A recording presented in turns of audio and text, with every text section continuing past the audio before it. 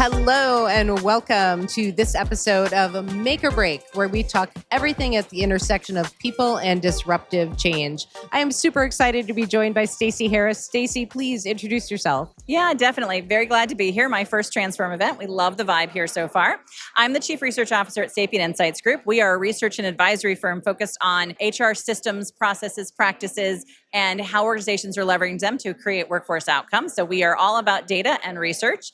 And basically, we've been running a 28-year survey that's been in the industry on how organizations are adopting technology, what they're doing with it. It doesn't cost you anything to participate, and you get a full outcomes from the survey as a participant. But most importantly for us is that it's the voice of the customer in the market.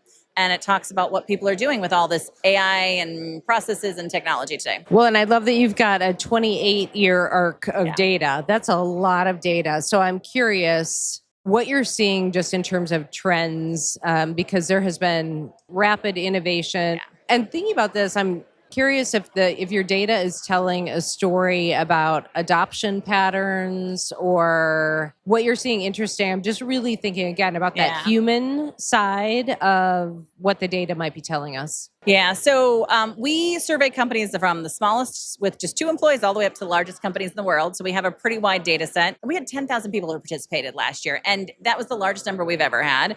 And part of it was because I think people are unsure of what's happening. They're very aware that the market is changing. They're not sure in which direction. What I can tell you right now is that, yes, adoption of HR technology is higher than it's ever been. We haven't seen that sort of decrease at all. What we are seeing, though, is that the adoption of AI is not as prolific, I think, as everybody thinks. So only about 31% of organizations have adopted AI and embedded it in some HR workforce processes. So a little less than a third.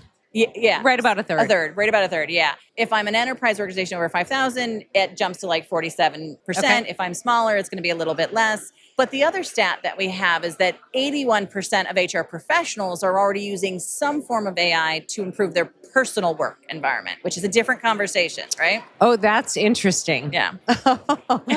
Right. What do you think is what do you surmise is at the root of that? Well, I think there's a couple of things. One is that AI has become more expensive. So if I'm a larger company, I have to really think about where I'm investing my AI budget. 2 is that what we're seeing in the market is that personal AI, and only about 14% of them are paying for it. Another 30% are getting the company to pay for it through stipends or their own sort of enterprise version of Claude or whatever.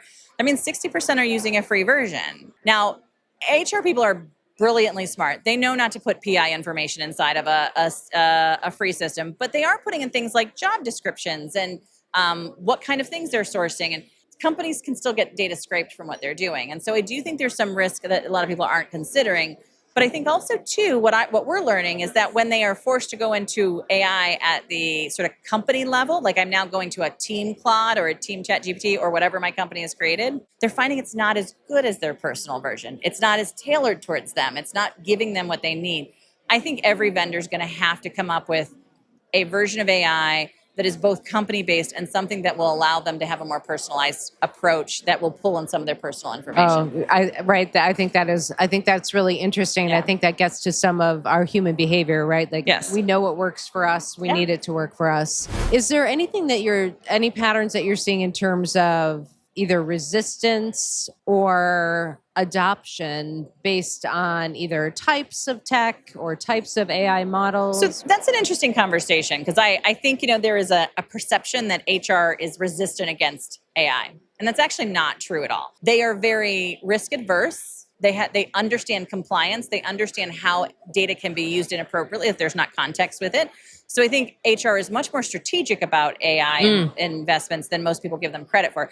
But most HR professionals that we're talking to are very excited about its ability to actually help them get their work done at a much more, because there's not enough people to do the jobs right now, right? So I think there's that going on in HR.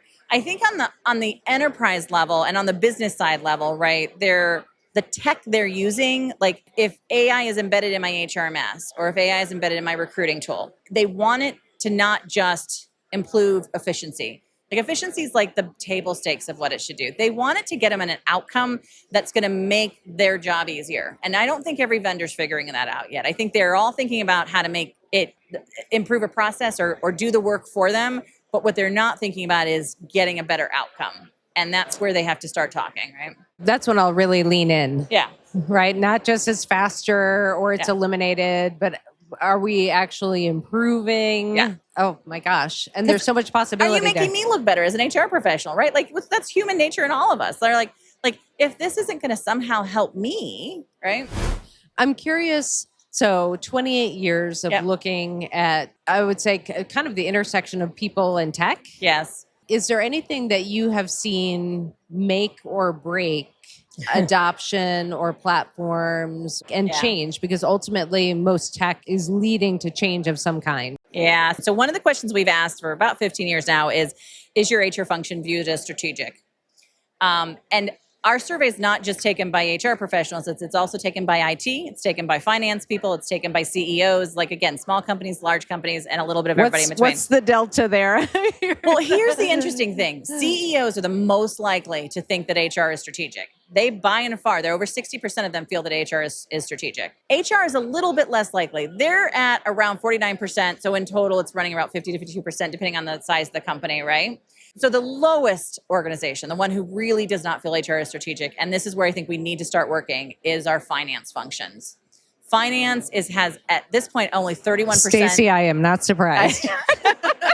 Right. And the sad thing is that finance right now is making big decisions about AI. Huge Right? decisions. Now, I think there's a way to change this, and I think it's through what we saw with the IT function. So the IT function originally was around the same level as finance, but over the last year and a half, it's changed. Oh, interesting. So there's a reason around this. So we started looking into why does IT all of a sudden go from like 30% thinking that HR is strategic to 52%, like they're almost as high as HR itself. Well, what we realized, and this is I think the thing that most people don't understand, is all of a sudden IT is now in charge of a tech that doesn't always do what it's told to do. Like, this is my thing. I'm like, look, there is a reality that IT now has to not only do a bunch of change management to get people to use the system, which is a big conversation itself, but now they have a technology that has to be analyzed for performance, that has to be trained, that has to be developed, that has to have skills.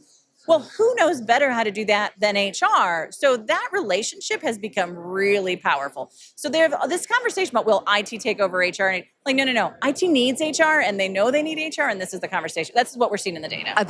That's exciting, Okay. right? Because that's a power couple. Yeah. IT and HR is a power couple. Especially in the world of AI, right? Yes. Because all the same training you do, all the same skills conversation you have at your employee level, right, has to then be translated into an technology conversation for agents, and no agent can work without having some sort of human in the loop, as they keep calling it, but some level of performance assessment, right? Kind of last thoughts that you have that you wish people knew now about the disruption that's happening today and how we might better bring people along. For a long time, we've been talking about HR technology, and we've been talking about HR as a service model. I am servicing a business need. And I'm not saying that that's wrong, but there's a difference between servicing a business request or business need and getting an outcome for the company. And I think we'll do a lot better as HR leaders and as business leaders. And so we start talking about the bigger outcomes instead of focusing on delivering the service that everybody thinks they want from us. Because this is what's happened with all the individual systems and the enterprises, like the all-in-one system and the point solutions. None of that's really working for anybody because we've been sort of trying to make everybody happy. What we need to do is have a vision for what we're trying to achieve as an organization and what's the best approach in our systems and our strategy and our approach to change across the organization. So the number one thing that will have the biggest impact on business outcomes, HR outcomes, and talent outcomes is whether or not we invest in change management. Sounds kind of boring. Sounds like we've been talking it forever, but you will get an 8% bump up whether you're using AI, if you're using it the right way. There's some stats we have around what the right way is and what people are doing with it. You get a 22% bump up on average for doing change management. 22%. Just doing it effectively, right? Like, I'm zero surprise here. Yeah. So that, if I have to leave anybody with a message, it's none of this is going to be magic. You still have to do the hard work, but I think HR is set to do the hard work. We know it better than anybody else. I love that. Perfect. Where can people find your work? Where can they follow you? Anything that you want them reading that you've done? Yeah. So basically, connect with me on LinkedIn at Stacey Harris. You're going to look for Sapient Insights. Our website is sapientinsights.com. Most importantly, that the survey comes out in mid-April, and it's an annual survey. So if you missed this year, you can catch it next year. But every April, look for the survey. It's distributed by a lot of organizations, including the event organization. So you'll get it from a lot of people.